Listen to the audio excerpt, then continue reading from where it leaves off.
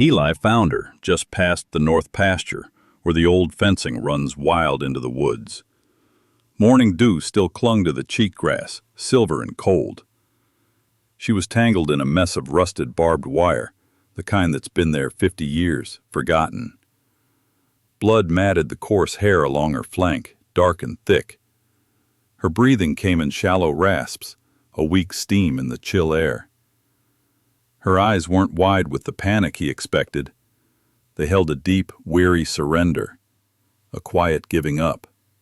He knew that look. It wasn't just in animals.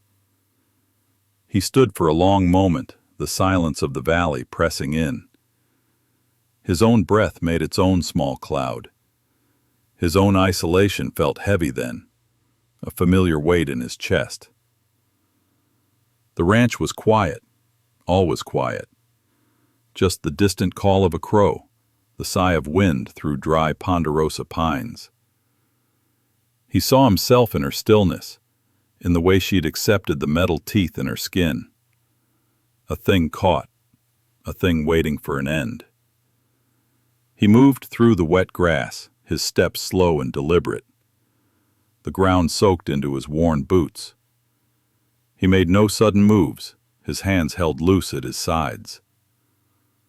A big Berkshire sow, well over 300 pounds, strong enough to thrash and make the injuries worse, deadly if she panicked. But she just watched him. Her dark eyes tracked his approach, but the fear didn't come, just that deep, exhausted resignation. He had nothing to gain from this. A wild pig, maybe feral, maybe just strayed from some neglectful operation miles away. She'd be tough meat, and the work to free her was its own danger. The wire was old, sharp, unpredictable. A snag could mean a cut deep to the bone for him, too. An infection out here was a serious thing. A calculation ran through him, old and practical. The risk versus the reward. The scale tipped toward walking away. He almost did. He took one step back, ready to turn toward the fence line he'd come to mend. But her breath hitched, a soft, pained sound, and he stopped. He went to his truck for the gloves and the cutters, being pinned down himself, not by wire, but by circumstance, by a life that had shrunk to this small piece of land and the weight of silence. The feeling of waiting for someone to come and cut you free, knowing no one was coming. You had to do your own cutting. The last strand was the worst, wrapped tight around a back leg, biting deep into the muscle. He had to get closer, his head near hers. He could hear her ragged breathing, feel the heat coming off her body. He wedged the cutters into the narrow space between the wire and her skin. His own breath held. One clean squeeze. The wire gave way with a final, tired sigh. The tension released all at once. The wire fell away, slithering to the ground like a dead snake. The wound was revealed, a deep, vicious gash, welling with fresh blood now that the pressure was gone. But it was clean, no debris. It would heal, if she lived. He sat back on his heels, the cutters dangling from his hand. He expected her to bolt, to scramble to her feet with a panicked grunt and vanish into the timber. That's what wild things did. She didn't move. She just lay there for a long moment, her side heaving. Her dark eyes studied him, not with the blankness of an animal, but with a sharp, assessing intelligence. She was taking his measure. Eli stayed perfectly still, the cold from the ground seeping deeper into his bones. He'd seen fear, he'd seen panic, but this calm calculation was something new. Slowly, he shifted his weight, reaching for his canteen. The movement was deliberate, telegraphing his intent. He unscrewed the cap, the sound small in the vast quiet. He poured a small stream of water into the cupped palm of his leather glove, then set the canteen down carefully in the grass between them. An offering. Not too close. She watched the water bead on the worn leather. Her snout twitched. With a groan that seemed to come from the very core of her, she pushed her in the wet grass. His empty glove held out, the ghost of her trust still warm on his skin. The rest of the day felt different. The sun climbed, burning off the dew, and Eli went back to mending the fence line. The work was the same, the pull of wire, the thud of the post driver, the sweat on his brow. But the silence had changed. It wasn't empty anymore. He found himself pausing, his eyes drifting toward the dark edge of the woods where she'd disappeared.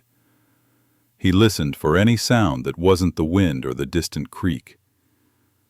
He told himself he was watching for predators, that a wounded animal draws trouble. It was a practical thought, but it felt thin. Evening came on, painting the sky in shades of orange and purple. The air grew cool again.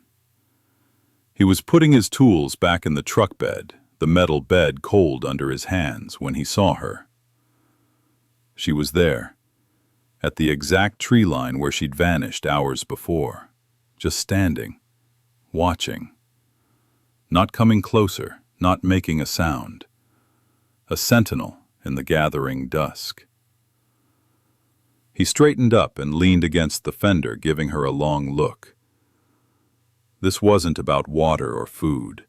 This was about presence. He gave a slow, single nod, a gesture meant for no one but himself, and maybe her. An acknowledgement received. He turned toward the house, the old screen door groaning on its hinges as he went inside. When he glanced back from the kitchen window, she was gone. But the feeling remained. The woods were watching.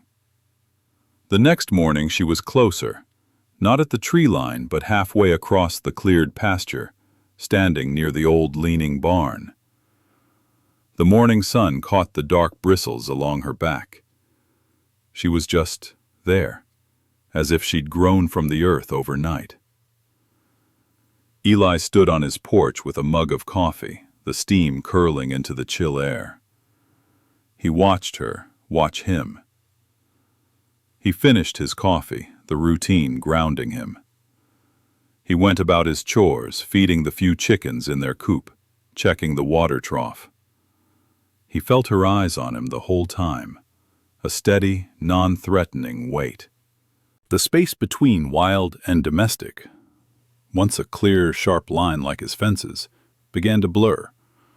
It became a negotiated boundary, measured in glances and shared silence.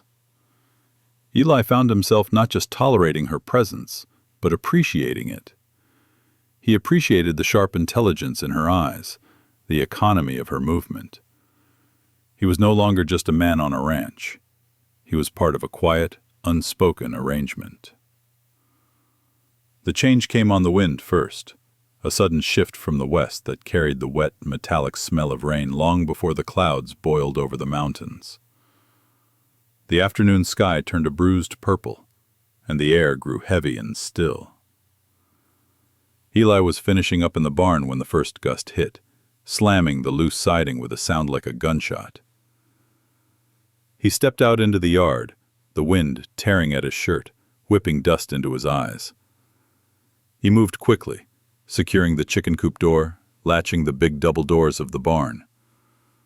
The animals inside were restless, sensing the pressure drop. He did a quick head count, his mind already on the coming downpour. That's when he saw her. She wasn't heading for the lean-to shelter he'd left the scrap bucket near. She was out in the open pasture, standing solid and broadside to the building storm. Her head was up, her snout testing the air, not facing the woods as she usually did, but facing directly into the oncoming wind. It was a stubborn, senseless position. The storm would be fierce. It would bring lightning, driving rain, maybe hail. A sensible creature would seek cover. He whistled, a sharp sound cut short by the wind. She didn't even turn her head. She planted her feet wider, a low grunt rumbling from her chest that he felt more than heard. It wasn't a sound of fear. It was a sound of defiance, of readiness. He understood then. This wasn't about sense. This was about instinct. She was a force meeting a force. Her world was reduced to this patch of ground, this line she had chosen to hold. He felt the old urge to control, to manage, to bring her into the safety of the barn. He could probably herd her in if he tried. Gloom. Shadows moved at the edge of the pasture. 3, maybe 4 of them, slinking low in the tall grass, their eyes catching the last of the light. He turned to go inside for a loaded magazine, but movement in the pasture below stopped him cold. She was already there. The pig had materialized from her evening post near the compost, and she was moving toward the coyotes with a purpose that was startling. It wasn't a charge. It was a steady, rolling advance, a dreadnought heading to battle. Her usual calm was gone. Her head was lowered, her shoulders hunched, and a deep, continuous growl vibrated the air, a sound so low and menacing it seemed to still the crickets. The coyotes saw her, their playful yips cut off. They fanned out, unsure. This wasn't a frightened sheep or a cornered rabbit. This was a 300-pound wall of muscle and bristle and pure, unadulterated fury. Eli stood frozen on the porch, the unloaded rifle forgotten in his hands. He watched as she reached the property line, the invisible boundary she patrolled. She didn't cross it. She stopped right there and faced them down. One of the bolder coyotes took a testing step forward, lips curled back. She took 2 quick steps forward, her head snapping sideways with a click of tusks that carried clearly on the still air. The sound was definitive, a promise of broken bone. The coyote flinched back as if struck. The standoff held for 5 heartbeats, then 10. The pack's energy broke. The hunt was over. With a few dispirited yips, they turned and melted back into the woods, their tails low. She stood her ground for a full minute after they were gone, her sides heaving, the growl still rumbling in her chest. Then, as if switching off a lamp, the aggression vanished. She turned and ambled back toward her post, her demeanor once again that of a quiet sentinel. The threat was gone. Her work was done. Eli slowly lowered the rifle onto the porch swing. His hands were steady, but something inside him was shaking loose. He watched her resume her position, completely, as a fundamental law of her existence. He saw his own sense of duty reflected back at him in her stubborn, unyielding presence. His duty to the land, to the animals in his care, to the memory of the life he'd built here out of nothing. It was a lonely duty, shouldered alone for so long he'd stopped feeling the weight of it. Now he saw it mirrored in another creature. The recognition was a physical warmth in his chest.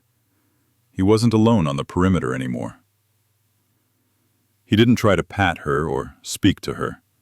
That would have cheapened it. Instead, he gave a single, slow nod toward her back, an acceptance of the terms of this unspoken agreement. He left the scrap bucket a little fuller that night, the gesture not one of payment, but of partnership. Weeks turned, the seasons beginning their slow lean toward autumn. The rhythm of the days changed, incorporating her. Eli found himself talking as he worked, his voice a low murmur against the backdrop of wind and bird call. He'd comment on the weather as he fixed a hinge on the coop. He'd grumble about the stubbornness of a particular post hole as he dug. It wasn't a performance, it was just talk, spilled into the silence she occupied. She'd answer sometimes, not with words but with a soft, thoughtful grunt from her spot in the shade of the barn. Or she'd lift her head from where she was rooting at the edge of the compost and give him a long, considering look, as if turning his words over in her mind. It was a conversation of sorts. The other animals grew accustomed to her steady presence. The chickens would scratch the dirt near her, unconcerned. The old barn cat would sometimes stretch out on a sun-warmed patch of ground a respectful distance away. The fence mending became a shared activity. He'd be wrestling a new roll of wire into place, the barbs snagging on his gloves, and he'd feel her presence. She'd amble over and stand a few yards off, watching his progress with a critical eye. Once a post was particularly rotten at the base, wobbling dangerously. He'd been about to go back to the barn for a replacement when she came forward. She nudged the post with her powerful snout. The air carried the distant, acrid tang of smoke. A neighbor's controlled burn, Eli figured, miles off. A necessary risk to clear brush before the real fire season hit. He'd done it himself.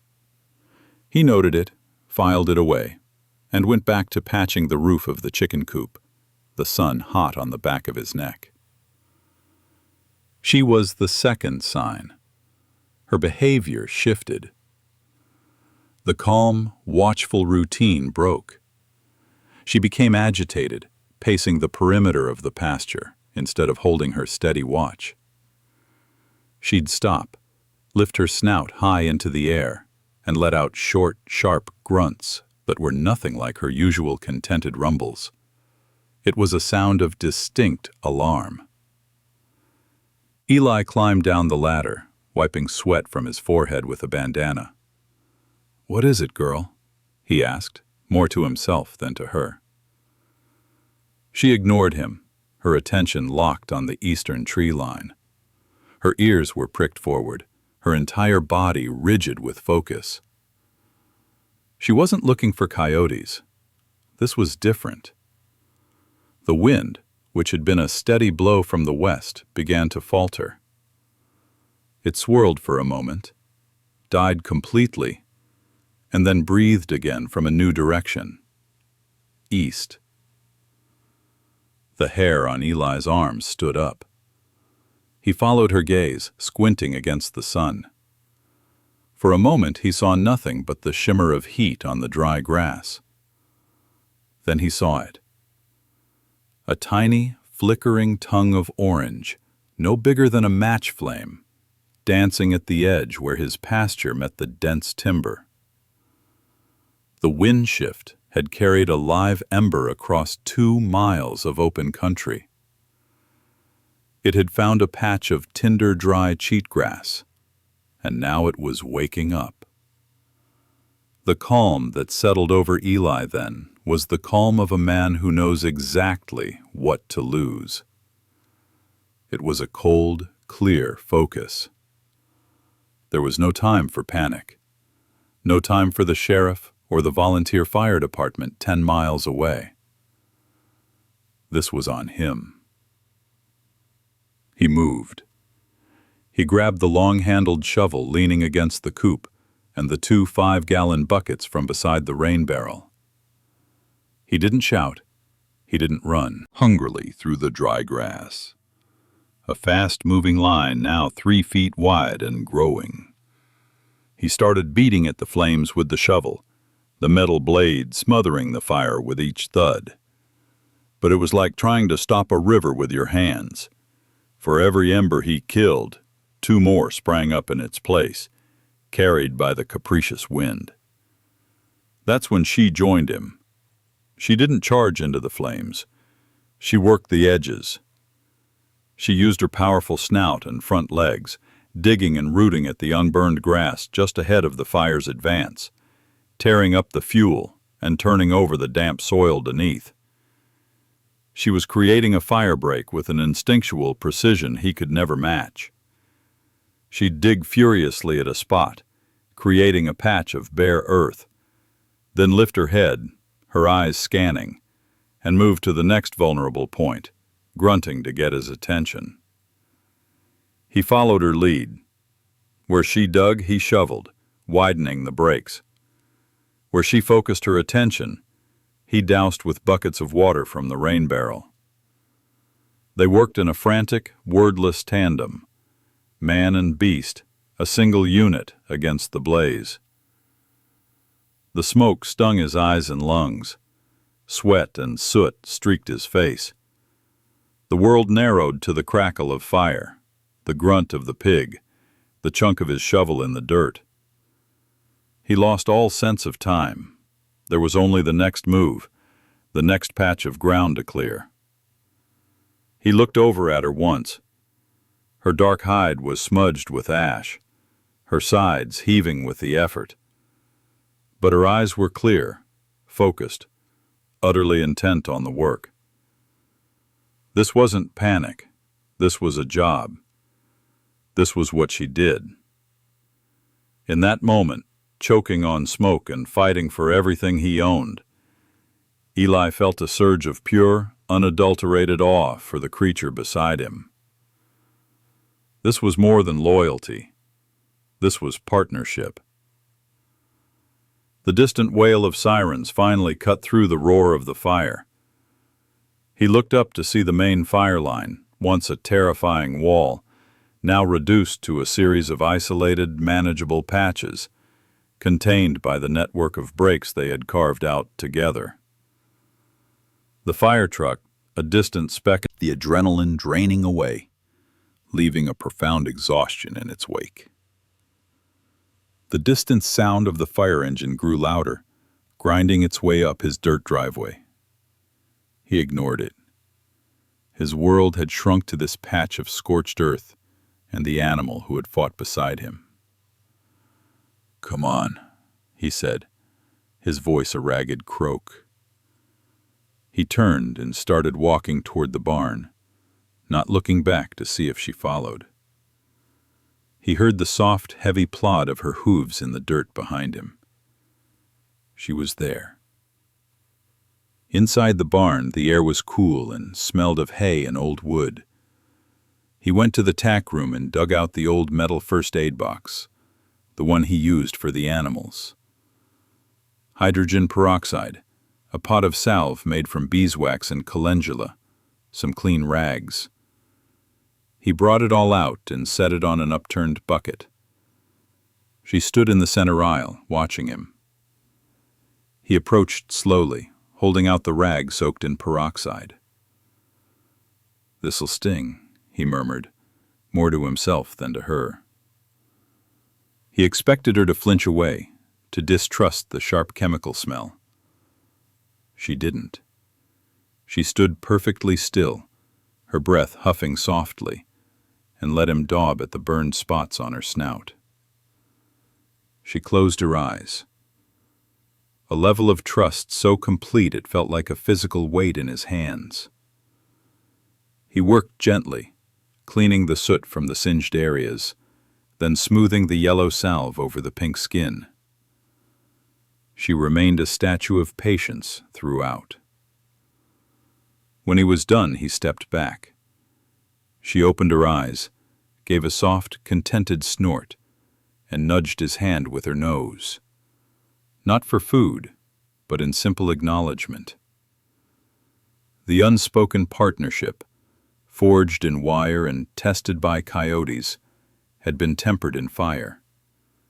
It was now something solid, unbreakable. The sheriff and the fire chief found him like that, standing in his barn with a pig covered in medicinal salve, the story of the contained fire written in the smoking pasture behind them. Their amazement was loud, filled with questions and backslapping relief. Eli gave terse answers. Tracks were fresh, cutting deep into the soft earth of the firebreak. They weren't from a rancher's truck. The tread was wrong, too aggressive. And they'd stopped in a place with no reason to stop, a spot shrouded by dense thicket far from any trail. A cold knot tightened in Eli's gut. He knew what this likely meant. Poachers. The kind who didn't hunt for food, but for trophies, or for the illegal game trade. The kind who used cruel, indiscriminate methods. The pig's behavior confirmed it. Her usual calm watchfulness evaporated. When they neared the area with the tracks, her head came up, her ears pinned back. A low, continuous growl started in her chest, a sound he'd only heard once before, with the coyotes. But this was different. It was sharper, laced with a new kind of urgency and a clear sense of disgust. She wouldn't cross the property line, but she paced along it, her snout thrust into the air, her entire body rigid with tension. She was smelling something specific, something that triggered a deep, aggressive response. Eli's own concern curdled into anger. This was his land. He'd fought fire for it. He'd built a life on it. The idea of men skulking through it, setting traps for animals that had just survived a blaze, set a cold fury burning in him. This wasn't just trespassing. It was a violation, a cruelty. He spent the afternoon investigating, moving carefully along the tree line. The pig stayed close, her agitation a constant low-grade hum. She'd stop suddenly, paw at the ground and grunt, directing his attention to a bent branch, a disturbed pile of leaves. She was tracking them. Her senses were a far better guide than his eyes. He found the first snare an hour before dusk. It was well hidden in a game trail that ran just inside his fence. A cruel loop of braided wire suspended from a bent sapling, designed to snap tight around an animal's leg and hold it, often until it died of thirst or injury or was found by the trapper. The ground around it was churned up, the signs of a struggle. Something had been caught here recently and had either escaped or been taken. The sight of it, the mechanical cruelty of handling the cold, vicious wire with a thick glove, his lip curled in distaste. He didn't disable it. He studied its mechanism, then reset it carefully in a different location 20 yards away, just off a secondary trail the pig had indicated with her constant nervous attention. He made it obvious, a clumsy attempt hidden in a bad spot. Bait for a careless man. The real trap would be them. As dusk deepened into a moonless, ink-black night, Eli made a show of his normal routine. He turned on the porch light, then turned it off. He let the screen door slam. He started his truck, let it run for a minute as if he was heading into town, then shut it off. The performance of a man settling in for the night, unaware. Then, with his rifle and a canteen, he slipped out the back of the barn and melted into the shadows at the edge of the pasture. The pig was already there, a darker shape in the profound dark. She was utterly silent, her breathing shallow. She had chosen the spot herself, a small depression behind a fallen log that offered a clear view of the reset snare and the trail beyond. It was the perfect ambush point. Eli settled in beside her, the damp earth cool beneath him.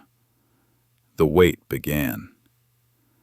It was a long, cold, silent vigil. The night sounds of the forest seemed amplified. The crunch of a beetle in the leaves, the distant hoot of an owl, the rustle of some small creature in the underbrush.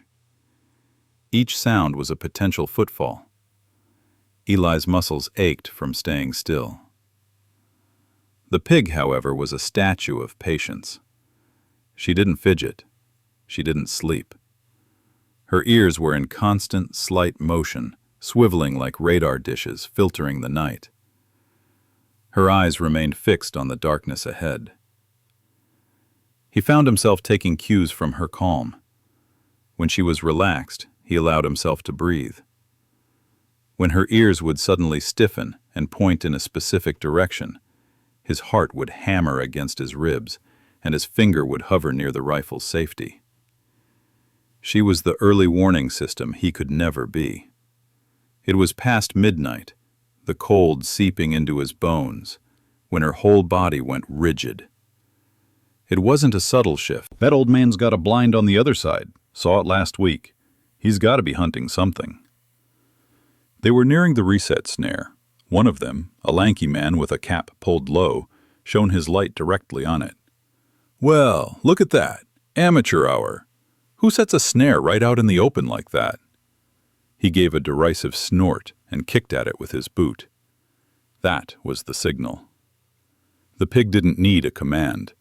The moment the man's focus was on the snare, his guard down, she moved. But not toward them. She cut sideways, crashing through the brush, parallel to the trail, a calculated diversion. The noise was sudden and loud, a thrashing of branches that sounded like a large deer bolting. Both men jumped, their heads snapping toward the sound. "What the hell was that?" The second one, shorter and broader, hissed, fumbling for the rifle slung on his shoulder. "Probably a damn coyote after our catch," the first one said, but his voice was uneasy. Their attention was completely diverted, their backs now to Eli and the original direction of their approach. It was the opening he needed. Eli rose from behind the log, the movement silent. He didn't point the rifle at them, not yet. He simply stood there, a shadow become a man. "Evening," Eli said, his voice flat and cold, cutting through the night. The effect was electric. Both men whirled around, the shorter one almost dropping his firearm. The beam of the flashlight swung wildly, catching Eli in its red glow, illuminating the steady rifle in his hands. "Jesus Christ!" the lanky one yelped, stumbling back a step. "This is private property," Eli said, his tone leaving no room for argument. "You're trespassing, and you're poaching." The broader man recovered faster, his fear turning to belligerence. "We're just hiking, old man. Got lost is all." He took a step forward, a foolish show of bravado. "You gonna shoot us for getting lost?" That's when the pig chose to make her presence known. She didn't charge. She simply stepped out of the brush behind them, her massive form materializing from the darkness. She was silent, but the sound going to walk out of here. You run, and I can't promise she'll let you pass. He didn't need to say anything else. The evidence of their poaching was scattered around them.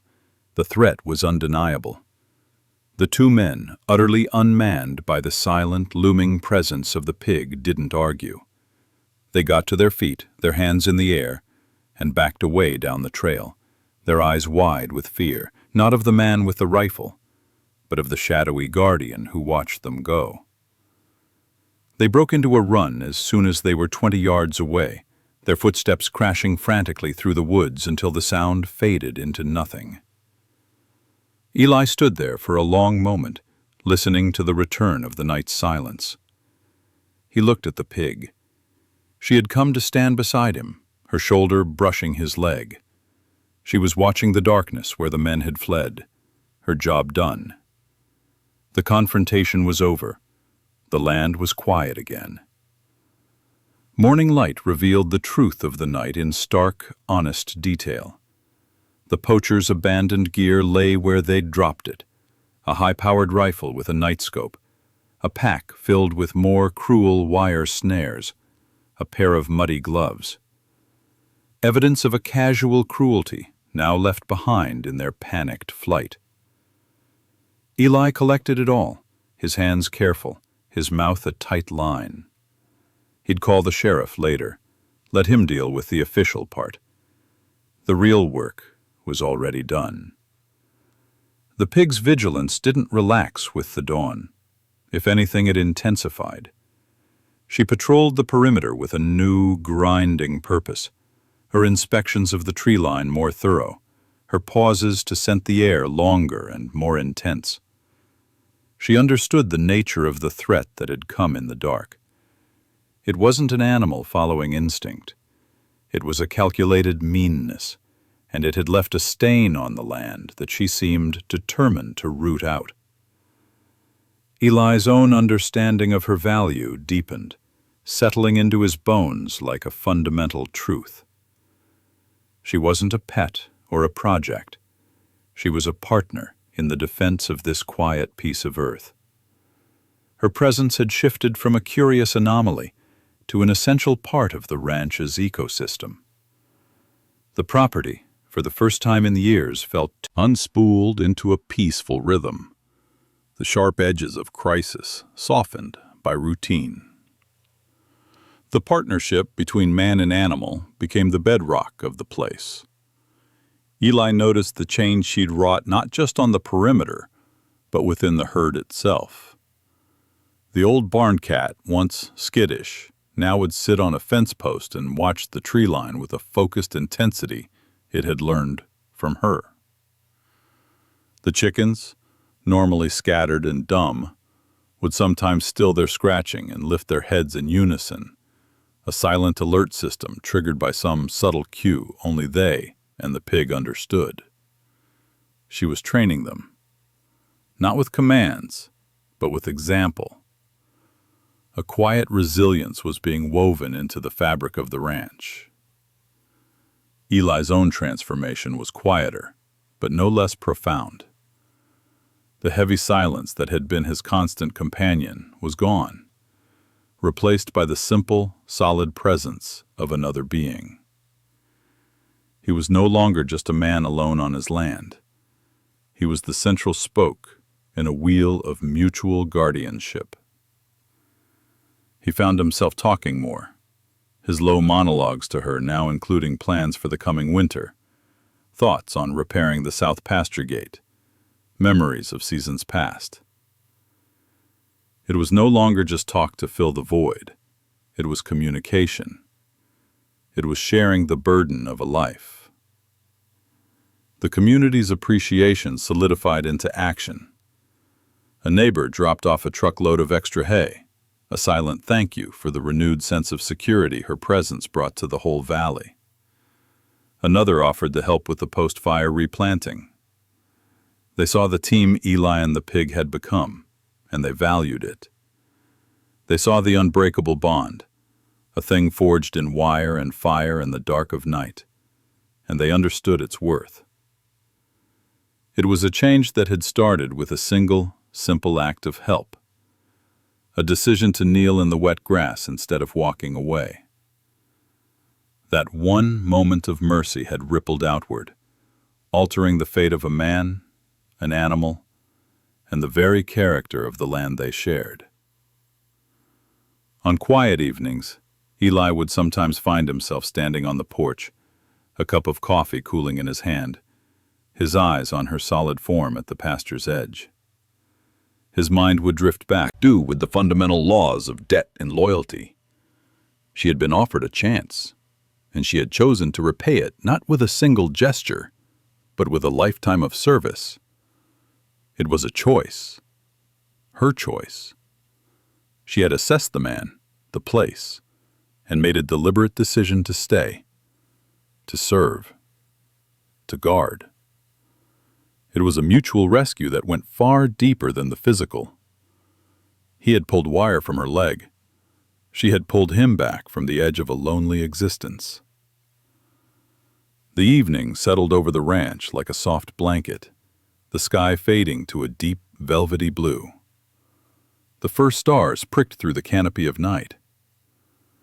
Down in the pasture, the pig assumed her watch position, a dark, solid shape against the darker line of the trees. She circled once, sniffing the air, then settled into a comfortable crouch, her eyes scanning the territory she had sworn to protect. It was a ritual as old as the hills themselves, a creature standing guard against the dark. Inside, Eli banked the fire in the wood stove, the room glowing with a soft orange light. He moved through the small house, turning off lamps, the familiar creak of the floorboards a comforting sound. He paused at the window, looking down at her sentinel post. A contented sigh escaped him, a release of breath he hadn't known he was holding. There was a certainty to it now, the certainty of a night watched over, the certainty of guarded sleep. He knew, with a bone-deep knowing, that the peace he felt was earned. It was paid for by 1,000 small moments of vigilance, by a loyalty that asked for nothing but a place to stand and a duty to perform. One act of kindness, offered without expectation, had been returned to him 1,000 times over. It was the mathematics of the wild, a calculation of debt and honor that made perfect sense out here under the wide, silent sky. He clicked off the last light, the room falling into darkness. The only sound was the wind outside, and the certain knowledge that the perimeter was held. The coffee had gone cold in his hand, forgotten. Eli stood on the porch, the warmth, but she was paying it back with interest, compounding it with every guarded dusk and every alert glance toward the tree line. She had cut him free from a different kind of trap, one made of silence and solitude, of days that bled into each other with no one to share the weight of watching. She'd pulled him back from that edge not with words, but with presence, with the simple, brutal logic of the wild that said a debt owed is a bond forged. Her choice to stay, to serve, was a wisdom that ran deeper than any human thought. It was the truth of the land itself, written in the language of mutual need and earned trust. He had given her a chance to live. She had given him a reason to.